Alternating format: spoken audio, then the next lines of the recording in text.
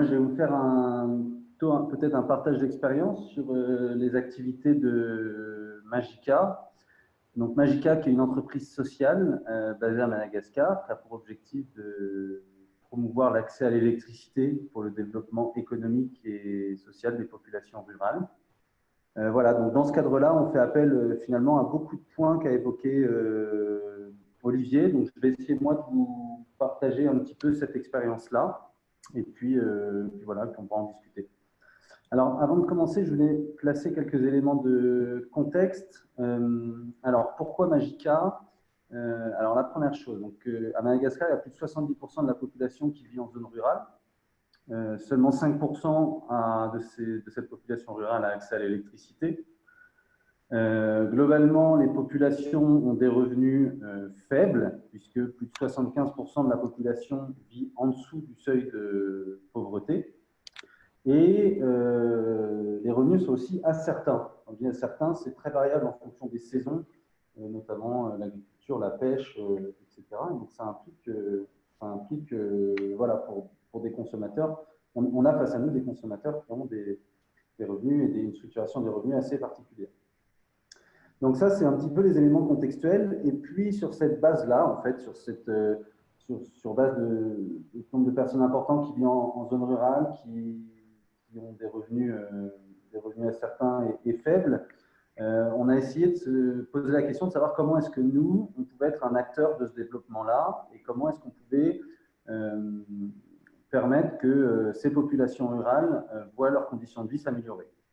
Alors, on croit que l'électricité, c'est une condition nécessaire de développement, mais ce n'est pas une condition suffisante. Alors, on y reviendra, mais ça implique d'essayer d'intervenir de manière un petit peu intégrée.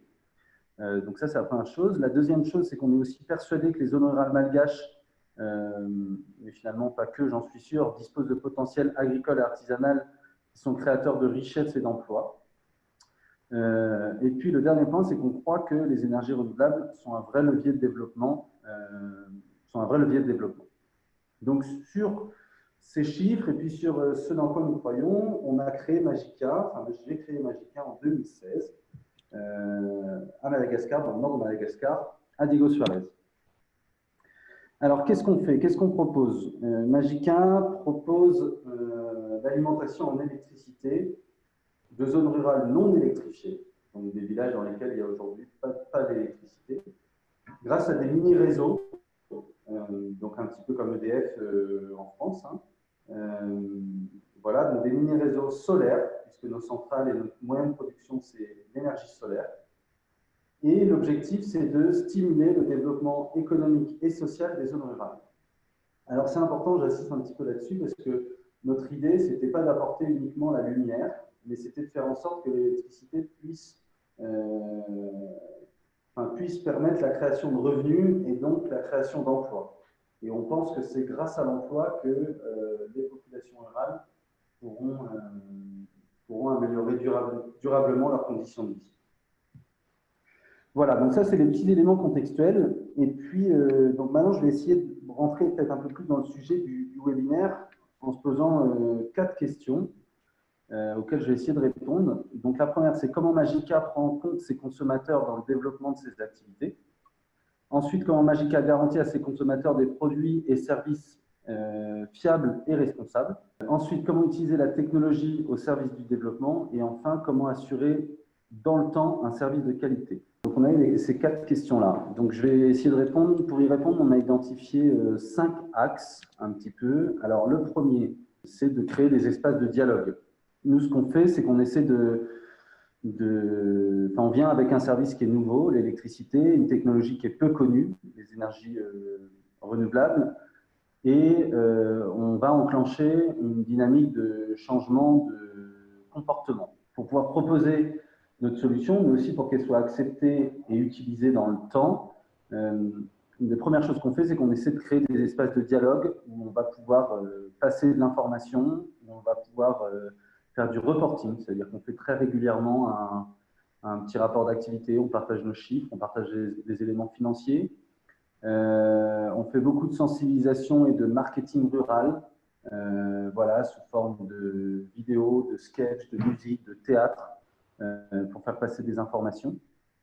Et puis, ça nous permet aussi, le deuxième objectif de ces espaces de dialogue, c'est de faciliter l'appropriation des projets par les bénéficiaires. On est persuadé que quand c'est des technologies un petit peu nouvelles qui arrivent, il faut que les gens s'approprient le produit, s'approprient le service, et voilà, qu'ils en comprennent l'ensemble des enjeux, qu'ils en comprennent l'ensemble des enjeux. Donc voilà. Donc ça, c'est le premier axe, c'est d'essayer de créer des espaces de dialogue.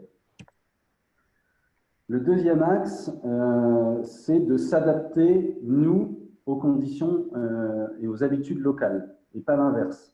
Alors, je reviens sur ce que j'avais énoncé en début de présentation. Nos usagers ont des revenus faibles et variables et disposent d'une faible capacité d'épargne. Ça, c'est un premier constat. Deuxième constat, les zones d'intervention sont éloignées et difficilement accessibles. Et le troisième constat, c'est que nous, en tant que fournisseurs d'énergie, on a besoin de sécuriser nos revenus. Donc, partant de ces trois constats, on s'est posé la question de savoir comment la technologie pouvait nous aider à coller aux habitudes de nos usagers et nous permettre, nous, de sécuriser nos revenus et nos activités pour garantir la qualité du service. Donc, il y a deux technologies un petit peu phares qu'on utilise, c'est des compteurs à prépaiement. Alors, c'est un petit peu un compteur Linky amélioré. Il permet en fait aux populations rurales de payer sur des périodes très courtes, de payer quotidiennement ou de manière hebdomadaire, et pas forcément mensuellement, comme on a l'habitude avec les factures d'électricité. Pourquoi on voulait proposer ce service? Parce que les gens, avant d'avoir accès au réseau électrique, ils vont à l'épicerie, acheter une bougie, une pile, et ça, c'est des achats quotidiens faits de plein de petites dépenses. Donc, nous, on voulait permettre à nos usagers d'avoir des petites dépenses, plutôt que d'avoir une grosse dépense en fin de mois qui était plus difficile à réaliser. Donc ça, c'est la première chose, le premier avantage au niveau des utilisateurs de cette technologie prépaiement. Et le deuxième avantage pour nous, c'est que ça nous permet de bien comprendre la manière dont consomment les gens, parce qu'on fait de l'enregistrement de données. Alors, on pourra en discuter par rapport à ce que disait Olivier tout à l'heure, mais on enregistre les données de nos consommateurs, ce qui nous permet de savoir quand est-ce qu'ils consomment et d'améliorer le dimensionnement de nos projets pour en fait limiter les investissements et puis pouvoir proposer plus de projets, d'augmenter l'impact de nos actions.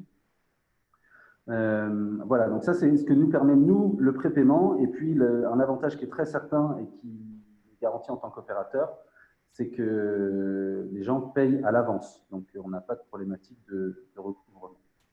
Ça, c'est la première technologie qu'on utilise. Et la deuxième technologie qui est assez développée en Afrique, c'est le mobile money. Et en fait, ça permet aux gens de payer par téléphone.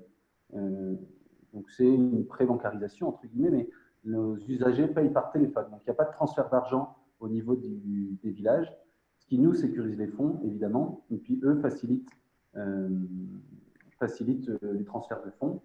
Voilà, donc c'est deux technologies qui nous ont pas mal aidés et qui nous permettent d'améliorer assez considérablement nos activités. Le troisième axe, donc une approche intégrée. Donc on essaye, je parlais tout à l'heure en introduction que la vision qu'on avait, c'était de dire que l'électricité, ce n'était pas une fin, mais que c'était un moyen de développement et que le but du jeu, c'était à partir de l'électricité de développer des activités génératrices de revenus.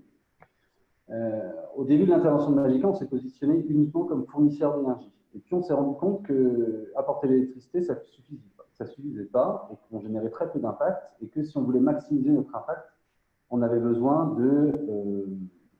de travailler aussi sur l'utilisation de l'électricité. Donc on a développé un programme d'accompagnement à l'entrepreneuriat qui nous permet d'accompagner des petits entrepreneurs locaux. Alors c'est souvent des menuisiers, des fabrications de glace, des épiceries, des décortiqueuses à riz par exemple, et de faire en sorte qu'ils utilisent le réseau, qui est souvent une énergie quand même moins chère que les groupes électrogènes qu'ils utilisent à la base, et puis que ça leur permette de développer des activités, d'améliorer leurs revenus, de créer des emplois, etc. Donc nous, on a deux rôles finalement. On a et un rôle de fournisseur d'électricité et un rôle de facilitateur du développement. Et on pense que c'est ces deux travaux ensemble qui vont permettre de générer de l'impact, premièrement, et puis de viabiliser nos activités et d'en garantir la qualité dans le temps. L'axe suivant, c'est un service irréprochable. Alors, ça va de soi quand on le dit comme ça, mais finalement, ce n'est pas toujours automatique. Ça, pareil, c'est quelque chose qu'on avait constaté quand on a commencé nos activités, qu'on a fait nos premières études de marché, c'est que la qualité des services qui étaient proposés en zone rurale était souvent intermittent. Les réseaux d'eau qui coupent, l'électricité qui coupe quand il y en a, le réseau routier qui n'est pas toujours accessible, notamment en période de pluie. Et en fait, le manque de qualité de ces services de base, ça implique que les gens n'investissent pas ou ne font pas confiance et donc du coup ne développent pas d'activité autour de ces services-là. Donc nous, on s'est dit qu'il fallait absolument qu'on arrive à fournir de l'électricité 24 heures sur 24 et 7 jours sur 7 pour que nos bénéficiaires puissent acheter un congélateur et développer, par exemple, et développer des activités autour de l'électricité. Donc ça, c'est la première chose. Et ensuite, on doit aussi, toujours dans cette relation de confiance qu'on souhaite créer avec nos usagers, avoir du matériel qui est fiable, éviter au maximum les accidents, fournir un environnement qui est sécurisé. Donc voilà, donc ça c'est le quatrième axe qui est de dire on se fixe d'avoir un service irréprochable et on veut faire un petit peu pied de nez à tous les services ruraux qu'il peut y avoir à Madagascar et voilà, on veut quelque chose de fiable dans lequel les gens ont confiance.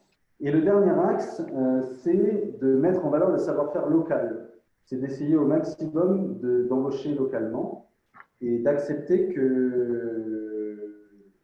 ça puisse prendre plus de temps à grandir, mais que les bases, on les fait avec la population locale et avec les compétences locales. Donc voilà, donc, embaucher localement, favoriser la formation et le renforcement de compétences locales, donner accès à des formations professionnalisantes. Ça, c'est vraiment des points que nous, donc c'est plus des choses en interne de la structure qu'on réalise, mais qu'on pense que derrière, ça nous permet dans le temps de garantir cette qualité de service. Voilà un petit peu pour les 5 axes qu'on met en œuvre quotidiennement pour pouvoir garantir un petit peu le respect des consommateurs, un produit et un service responsable. Donc voilà mon petit partage d'expérience. Je suis à disposition pour en discuter avec vous. Et puis, si jamais il y en a qui veulent un peu plus d'images de ce qu'on fait, vous pouvez nous retrouver sur Facebook et on a une petite chaîne YouTube avec des vidéos. Et voilà, n'hésitez pas à venir faire un tour et je me tiens à votre disposition pour échanger sur la présentation. Merci. Merci Nicolas, merci, c'est très clair. Alors c'est une illustration de ce que j'ai pu dire en intro et de ce que aussi Olivier a présenté après, donc c'est très intéressant de le voir. Merci beaucoup. On a quelques questions. Donc il y avait une première question d'Olivier justement qui demandait si ce modèle économique. Attendez, parce que du coup, j'ai un doute sur comment le modèle économique est-il complémentaire avec les actions publiques et les actions des ONG qui proposeraient un accès gratuit à cette énergie propre. Donc déjà, en fait, est-ce que l'accès est gratuit par les acteurs publics ou d'ONG? Et est-ce que du coup, est-ce que c'est complémentaire ce que vous faites? Comment vous vous articulez par rapport aux ONG et au public et à l'État? Eh ben, en fait, à ma connaissance, il n'y a pas d'action publique ou d'ONG qui propose un accès gratuit à l'énergie. Alors, c'est possible de manière assez isolée pour des écoles ou des centres de santé, mais au niveau de villages et d'entrepreneurs ruraux, ça n'existe pas. Voilà. Après, nous, le modèle économique, on travaille beaucoup avec des institutions publiques et des ONG, notamment dans les phases préparatoires de nos projets sur les phases d'investissement, où on ne supporte pas l'intégralité des coûts d'investissement. Il y a une partie qui est subventionnée de l'ordre de 60 à 80%, suivant la taille des projets. Et donc, du coup, ce qui nous permet, nous, d'avoir un tarif qui est un peu plus acceptable pour la population locale, premièrement. Et derrière, nous, après, on joue le jeu aussi de la structuration et l'essence même de l'entreprise. Là, ce n'est pas d'aller gagner le maximum d'argent, mais de pouvoir entretenir un service dans le temps.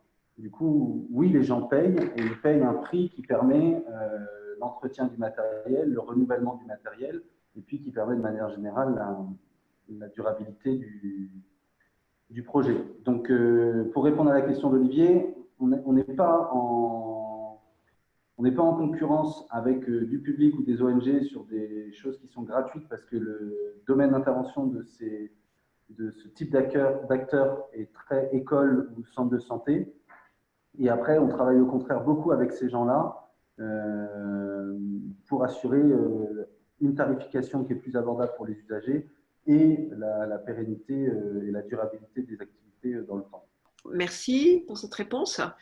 Il y avait aussi une question de Karl qui demandait est-ce que le développement de l'activité, enfin, des activités économiques en particulier autour de ces accès à l'électricité sont des leviers pour développer à votre tour votre activité économique et vendre plus d'énergie. Est-ce que ça fait partie du business model? C'est exactement ça. En fait, c'est un petit peu gagnant-gagnant. Sur nos modèles économiques, on a deux types, si je schématise, deux types de consommateurs. Le consommateur productif, entre guillemets, qui va consommer de l'énergie la journée pour faire marcher une machine à bois ou pour faire marcher une décortiqueuse à riz. Et puis un consommateur social, qui va consommer la nuit et qui va être le ménage, la famille, qui va avoir la lumière, la radio, la télé. Et en fait, de développer et de stimuler l'emploi, ça permet d'augmenter les consommations de jour, donc qui sont des consommations qui nous coûtent très peu cher parce que c'est directement depuis les panneaux solaires et qui nous permettent de gagner de l'argent pour pouvoir proposer, entre autres, des activités sociales, enfin, un service social la nuit, donc avec de l'énergie qui est stockée dans des batteries et qui coûte plus cher et qui nous permet de proposer à tarif abordable de services pour les ménages. Donc il y a une péréquation entre les activités économiques la journée et les activités sociales plutôt la nuit. Mais c'est en effet du gagnant-gagnant. Nous, on a intérêt à stimuler les activités économiques pour améliorer nos revenus, principalement la journée, qui nous permettent de développer les activités de nuit et puis d'assurer la viabilité économique du projet. D'accord, très intéressant, merci beaucoup. Après, il y avait aussi une question de Farou qui souhaitait vous demander comment vous avez négocié avec les vendeurs de groupes électrogènes, ceux qui fournissaient ces enclaves avant. C'est une bonne question. On n'a pas négocié parce qu'il n'y en avait pas. Globalement, les zones où on va, c'est les familles, enfin les ménages utilisent des bougies, des lampes à pétrole, un petit peu des lampes solaires pour l'éclairage. Et puis, ceux qui ont un peu plus de moyens, ils ont un petit groupe électrogène pour faire tourner leur moulin à riz ou animer un karaoké le soir. Mais il y a 2, 3, 4 groupes électrogènes. Ce n'est pas du tout quelque chose. Il y a des revendeurs qui ont un monopole ou autre. Donc, on n'a rien du tout besoin de négocier. Après, c'est la qualité du service qui parle. Donc, souvent, les gens se raccordent à nos réseaux parce que le service est de meilleure qualité et moins cher, moins bruyant, moins dérangeant, etc. Mais on n'a pas eu de négociation à faire avec les vendeurs de groupes électroniques. D'accord, très intéressant. Et il y a une remarque aussi de contexte de Marcia, qui habitait à Madagascar, donc elle connaît, qui remarque que l'énergie conventionnelle à Madagascar est très chère, basée sur le pétrole, et que le service est particulièrement défaillant, coupure quotidienne. Donc, très peu distribué en zone rurale. Donc c'est vrai que du coup, vous avez une offre qui est particulièrement adaptée aux besoins des populations. Alors, on avait fait un événement il y a 4 ans sur tous ces modes d'accès via les panneaux solaires à l'électricité en zone rurale, comme ce que vous faites. Et je crois que c'est évalué par l'Agence internationale qui s'occupe des énergies renouvelables comme vraiment un des gros potentiels, enfin le gros potentiel de développement d'accès à l'électricité, enfin l'énergie en zone rurale en Afrique. Je ne sais pas si vous avez un mot à ajouter, et puis peut-être aussi sur vos projets de développement. Oui, moi je suis 100% d'accord avec ce que vous venez de dire, Joël. Et en effet, le solaire, c'est vraiment quelque chose qui, pour moi, va faire un vrai effet de levier. Après, ça doit être. Il y a différentes manières de l'aborder. Nous, on est vraiment sur une manière de traiter les choses où on se dit que l'énergie, ça doit être un levier de développement. Donc, on n'est pas un acteur il y a beaucoup d'acteurs qui distribuent des lampes solaires. Nous, on n'est pas du tout dans ce style-là. On va vraiment sur des zones avec du potentiel de développement économique parce qu'on pense que l'énergie, c'est un levier pour les activités économiques et donc du coup pour l'emploi et pour l'amélioration des revenus. Voilà, et le solaire est très adapté pour tout ça, est de plus en plus maîtrisé avec des coûts qui sont en baisse. C'est toujours cette problématique de stockage, mais ça évolue et ça continuera d'évoluer. Donc voilà, donc moi je pense que le solaire est adapté et assez prometteur. Et nos projets de développement, on continue de grandir progressivement et puis d'aller vers de nouvelles zones et puis de renforcer un petit peu les partenariats, que ce soit techniques et financiers. Donc on a aujourd'hui un projet pilote qui est en fonctionnement. Le deuxième sortira d'ici le mois d'août. Et puis, si tout se passe bien, en 2020, on en aura 3 ou 4 qui sortiront. Donc voilà, ça évolue gentiment et il y a une attente aussi bien institutionnelle que dans les zones rurales qui est très forte sur ces projets-là. Écoutez, très bien, super. Et merci, on vous souhaite bonne chance. Les consommateurs sont en train de changer radicalement, enfin, à la fois en termes de sensibilité, mais aussi en termes d'action par rapport à tous ces enjeux de développement durable. Donc, Olivier, qu'est-ce que tu en penses? Est-ce que tu as quelque chose à dire là-dessus? Quelle est ta vision? Et je trouverais intéressant qu'on se pose la question sur les marchés sur lesquels les uns et les autres sont présents. Ce qu'on sent, c'est une vraie prise de conscience globale du citoyen consommateur. Pendant des années, en fait, les gens annonçaient quelque chose, mais la traduction dans les actes d'achat ne se faisait pas. Par exemple, 70% disent que le commerce équitable, ça améliore significativement la vie des petits producteurs, mais le commerce équitable est loin de représenter 70% des segments sur lesquels il est présent. Or, en ce moment, il y a vraiment des choses qui bougent. C'est-à-dire que sur certains secteurs alimentaires, cosmétiques, textiles, c'est pour ça que j'avais pris les 3 exemples, c'est moins vrai sur les médicaments parce que les médicaments se sont posés des questions il y a très longtemps et on est moins sur du choix de consommateur que sur travailler avec les prescripteurs, etc. Mais en tout cas, dans les cosmétiques, je peux vous dire que sur les marchés européens, américains, etc., il y a des changements radicaux. Les marques qui étaient leaders, qui faisaient référence, sont en train de perdre des parts de marché au profit de petites marques qui sont plus engagées, qui ont une agilité plus forte, etc. Quand je parlais d'Yves Rocher, c'est un très bon exemple. Voilà une entreprise qui était très engagée, qui a fait plein de choses formidables, qui est parfois pas allée suffisamment loin ou qui ne l'a pas suffisamment expliqué. Et donc là, si elle veut reprendre le leadership, il faut aller encore plus loin.